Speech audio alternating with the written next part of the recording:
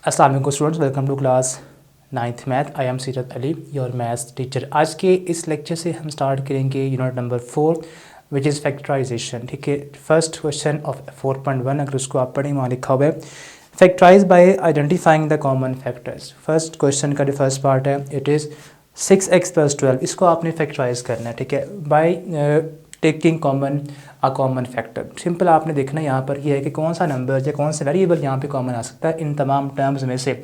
यहाँ पर 6 है और यहाँ पर 12 है, तो 6 और 12 they both are in a same table. ठीक है, 6 ही अगर यहाँ से कॉमन निकालें अगर आप, तो ये बनेगा 6 कॉमन ब्रैकेट x यहाँ बच गया फर्स्ट टर्म में। अब 6 का टेबल 12 तक 2 सा होता है, 6 2 सा यहाँ पे 2 आ जाएगा। That's it. ये सिंगल स्टेप का क्वेश्चन था जिसमें आपने 6 ही बस कॉमन लेना है। इसके बाद इसी का सेकंड पार्ट लिखा हुआ है 15y² + 20y।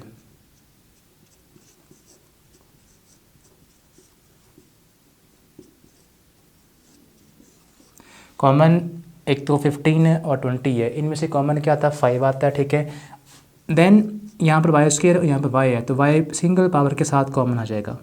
ठीक है, तो 5 का टेबल 15 तक 3 सा होता है, y² में से आपने एक y कॉमन निकाल लिया है, पीछे एक y बच जाएगा, प्लस 5 का टेबल 20 4 सा 5 4 सा, और ये y आपने कॉमन निकाल लिया। That's it. ठीक है, 5y कॉमन आया एंड देन हमारे पास जो बचा है 3y + 4। इसके बाद इसी का थर्ड पार्ट है -12x² एंड -3x। कॉमन एक तो आ रहा है 3 यहाँ, बिकॉज यहाँ पर 12 है और यहाँ पर 3 है, तो 3 कॉमन आएगा because they both are in a same table of 3। तो माइनस भी कॉमन निकाल लें और 3 भी कॉमन निकाल लें। इसके अलावा यहाँ पर x² यहाँ पर x है, तो एक x भी कॉमन आ जाएगा। अब नेगेटिव कॉमन निकाल रहे हैं आप, तो फिर अंदर टर्म्स के साइन चेंज करेंगे। ये टर्म नेगेटिव में थी प्लस में हो जाएगी, और 3 का टेबल 12 तक 4 सा, और एक x आपने कॉमन निकाल लिया, पीछे एक x बच जाएगा, 4x बचेगा। Again this negative terms into positive. उसके बाद 3x आपने कॉमन निकाल लिया, पीछे बच गया सिंपल 1। जब वही टर्म कॉमन निकाले तो पीछे 1 बचता है। ये इसका आंसर आ जाएगा। देन इसके बाद इसी का फोर्थ पार्ट है 4a² + 8ab²। 4 और 8 में से कॉमन क्या आता है 4 आता है कॉमन, 4 कॉमन निकालें। इसके अलावा ab को देखें, यहाँ पर a² है, यहाँ पर सिंपल a है, तो एक कॉमन आ जाएगा। b और यहाँ पर b² है, तो b भी साथ में एक कॉमन निकाल लें आप। अब नेक्स्ट देखें, 4 कॉमन निकाल लिया, a² में से आपने एक a कॉमन निकाला, पीछे एक a बच जाएगा, और b आपने कॉमन निकाल लिया है। यहाँ पर 8 है, 4 का टेबल 8 तक कब आता है 4 2 ज़ात, यहाँ पर 2 आ जाएगा। a आपने कॉमन निकाल लिया, b² में से आपने एक b कॉमन निकाला, तो पीछे एक b बच जाएगा। That's it. ये बच गया पीछे a + 2b। Part number 5 xy -3y² + 2x। तो यहाँ पे देखें, अगर सभी टर्म्स को देखें तो सभी टर्म्स में से क्या कुछ कॉमन आता है। x का सब में है, यहाँ पर नहीं है। क्या y सब में है, नहीं, y यहाँ पर नहीं है। ठीक है, तो देन फिर आप क्या करेंगे, फिर आपने देखना यहाँ पर ये है कि इस पार्ट को देखा जाए तो सभी टर्म्स में से तो कुछ कॉमन नहीं आ सकता। ठीक है, तो फिर आपने देखना यहाँ पर ये है कि इन दो टर्म्स में से कॉमन आता है, कुछ निकाल लें, y दोनों में कॉमन निकाल लें। यहाँ बच गया x, यहाँ बच गया -3y ब्रैकेट क्लोज, और ये +2x वैसे आ गया। ठीक है, तो इस क्वेश्चन को देखा जाए तो इसको आप मज़ीद इसके बाद सॉल्व नहीं कर सकते। ठीक है, ये आपकी बुक जो है पहले वाली है, जो सबसे फर्स्ट एडिशन था। ठीक है, अब अगर तो चेंज हो चुका है ये क्वेश्चन, तो मेरी रिकॉर्डिंग करते करते, ठीक है, तो इसको देख लीजिएगा, वरना इस क्वेश्चन में मज़ीद कुछ आप कॉमन नहीं निकाल सकते। ठीक है, तो इसको यहीं पे स्टॉप कर देंगे according to this first addition. उसके बाद नेक्स्ट हमारे पास है इसका 6 पार्ट 3a² b, देन है -9ab² एंड +15ab। ठीक है, अब क्या सभी टर्म्स में से कुछ कॉमन आता है? यस, 3 के सभी मल्टीपल्स हैं। यहाँ पे 3 है, यहाँ पे 9 है, यहाँ पे 15 है। 3 के टेबल में सब आते हैं, 3 कॉमन आ जाएगा। उसके अलावा ए भी सब में है तो ए को भी कॉमन निकालें, बी भी सभी के अंदर है तो बी भी कॉमन आ जाएगा। यहाँ 3 कॉमन आ चुका है, ए स्क्वायर में से एक ए बच जाएगा, बी को आप कॉमन निकाल चुके हैं। 3 का टेबल 9 तक 3 से आता है। उसके बाद एक ए कॉमन निकाल चुके हैं, बी स्क्वायर में से एक बी बाहर, एक बी बच जाएगा। प्लस 3 का टेबल 15 कब आता है? 5 पे आता है, तो 5 यहाँ लिखा जाएगा। ए बी आपने दोनों कॉमन निकाल लिए हैं तो पीछे जस्ट 5 ही वहाँ पर बच जाएगा। ये इसका फाइनल आंसर है। इसके बाद ये था इसका लास्ट 6 पार्ट। देन अब हम सॉल्व करते हैं इसका क्वेश्चन नंबर 2। सो क्वेश्चन 2 का जो फर्स्ट पार्ट है वो सिंपल क्वेश्चन 1 के फर्स्ट पार्ट की तरह का ही है। 5x + 15 दोनों में टर्म्स में देखा जाए तो 5 कॉमन आ सकता है, तो 5 कॉमन निकालें बस। उसके बाद यहाँ x बचेगा और 5 3 होता है 15, यहाँ पे 3 आ जाएगा। That's it. सेकंड पार्ट में लिखा हुआ है x² + 4x + 3। अब उसके बाद इस क्वेश्चन को देखें। इसमें आपने 8th क्लास में जो मैथ पढ़ा था, ठीक है, 2.12 आई गेस, ठीक है, मिड टर्म ब्रेकिंग, वो आपने यहाँ पर यूज़ करनी है, ठीक है। उसमें हमने क्या अंडरस्टैंड किया था कि जो कांस्टेंट टर्म है उसको आपने मल्टीप्लाई करना होता है with this square terms coefficient, जो कि यहाँ पे 1 है, ठीक है, ना लिखा हो तो 3 1 सा 3, तो ये बन गया 3, ठीक है। अब इसके बनाए फैक्टर्स, ठीक है, तो 3 1 सा 3, 3 प्राइम है तो फैक्टर एक ही बनता है इसका, 3 और 1, ये एक पेयर बनता है, ठीक है। अब आपको चाहिए 4, जो कि इसकी मिडिल टर्म है। मिडिल टर्म में क्या लिखा हुआ है? ये 4, कोफिशिएंट को देखें बस, तो 4 है। तो इन टर्म्स को, इन नंबर्स को आपने इस साइन के साइन अरेंज करने ताकि 4 बन जाए। दोनों को प्लस करना पड़ेगा, +3 और +1, तो यहाँ पे 4 भी बनेगा और इनको मल्टीप्लाई करें तो 3 भी बनता है, ठीक है। तो हमने करना क्या है कि आपका ये जो नंबर, इसको आपने करना है इस यहाँ पे जो नंबर है उससे मल्टीप्लाई, ठीक है।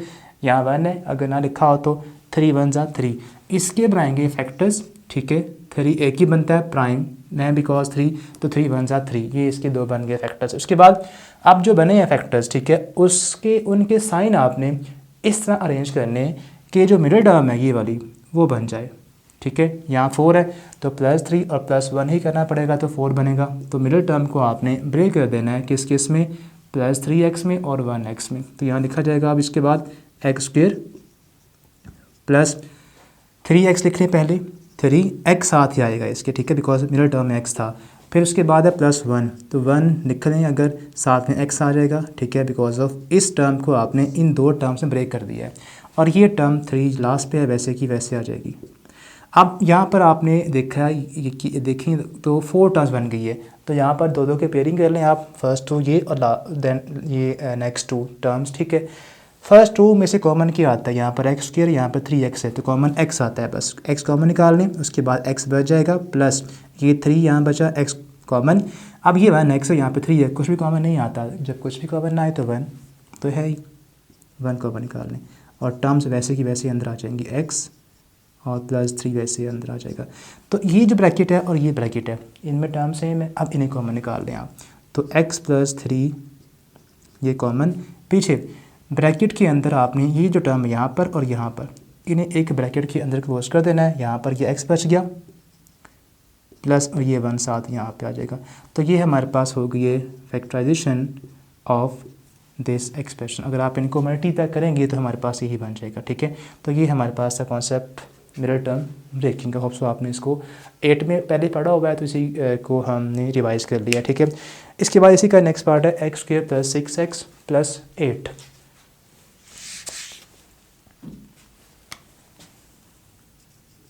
x² + 6x + 8। अगेन वही आपने करना है, इसको भी वैसे ही करना आपने, इसको भी कि 8 को आप करेंगे यहाँ पे 1 जो कोफिशिएंट है x² का उससे मल्टीप्लाई, 8 1 सा 8, 8 के बनाए फैक्टर्स बहुत बनते हैं वैसे तो हमें चाहिए, एक तो बनेगा 1 8 सा, एक बनता है 2 4 सा, ये 2 बनते हैं, ठीक है। अब इनमें से कौन सा ऐसा पेयर यूज़ करें कि उन नंबर्स को साइन वाइज इस तरह उनके साइन अरेंज करें कि जो मिडिल टर्म है ये वाली 6 बन जाए। तो 8 का और 1 का साइंस का डिफरेंस या प्लस करने से 6 नहीं बनेगा, लेकिन 4 और 2 को अगर प्लस करें तो 6 बन जाएगा, ठीक है। तो इस पेयर को आपने यूज़ करना है, +2 और +4 एक्स स्क्र प्लस 6 को ब्रेक कर दें 2x में और 4x में और 8 साथ में वैसे ही आ जाएगा। उसके बाद कॉमन लें, फर्स्ट टू टर्म्स में से कॉमन क्या आता है, x कॉमन आता है, तो x कॉमन निकाल लिया, यहाँ पर एक x बच गया +2, 4x + 8 में से 4 कॉमन निकाल लें तो पीछे बच गया x और 2, x + 2 दोनों में है, कॉमन निकाल लिए, पीछे बच गया ये x और ये 4, x + 4 को लिखें आप एक ब्रैकेट में। It's second part, third part ये था, सॉरी, ठीक है, it is this second and this one is third. इसके बाद फोर्थ, इस क्वेश्चन का लास्ट पार्ट, x² + 4x + 4।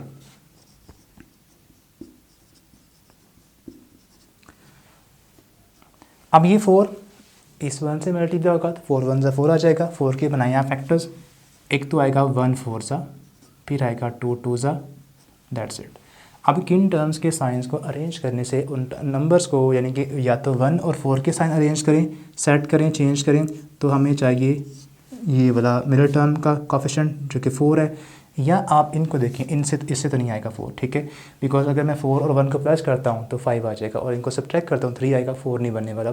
लेकिन अगर मैं 2 और 2 को प्लस करूँ तो 4 बन जाएगा, तो इसको मैंने यूज़ करना है, ठीक है। 2 और 2 यहाँ पर सभी साइन प्लस के हैं तो इनके साइन भी प्लस के ही आएंगे, ठीक है। अगर आप देखें तो अभी तक जो हमने क्वेश्चन किए हैं उनमें सभी साइन प्लस के ही आ रहे थे, ठीक है। तो यहाँ पे जो फैक्टर्स हैं उनके साइन भी प्लस ही होंगे, ठीक है। तो यहाँ पे +2 और यहाँ भी +2, ठीक है। तो x², उसके बाद 4 को ब्रेक कर दें 2 और 2 में, 2x एंड 2x, और लास्ट टर्म 4 वैसे आ जाएगी। जो फर्स्ट टू टर्म्स हैं उनमें से x कॉमन आता है, x + 2, जो लास्ट टू टर्म्स हैं उनमें देखें तो 2x और 4 है, दोनों में 2 कॉमन आ सकता है, 2 कॉमन निकाल लें तो x + 2 यहाँ आ जाएगा, 2 2 ज़ा 4 होता है तो यहाँ पे 2 आ जाएगा। x + 2 और यहाँ पर x + 2 है, इनको लिखें आप एक ब्रैकेट में, और जो टर्म्स ब्रैकेट के आउटसाइड हैं यही वाली और ये वाली, इनको भी लिखें आप एक ब्रैकेट में x + 2, दैट्स इट। तो ये हमारे पास था इसका सॉल्यूशन क्वेश्चन नंबर 2। देन हम नेक्स्ट वीडियो में अब सॉल्व करेंगे क्वेश्चन नंबर 3 और 4।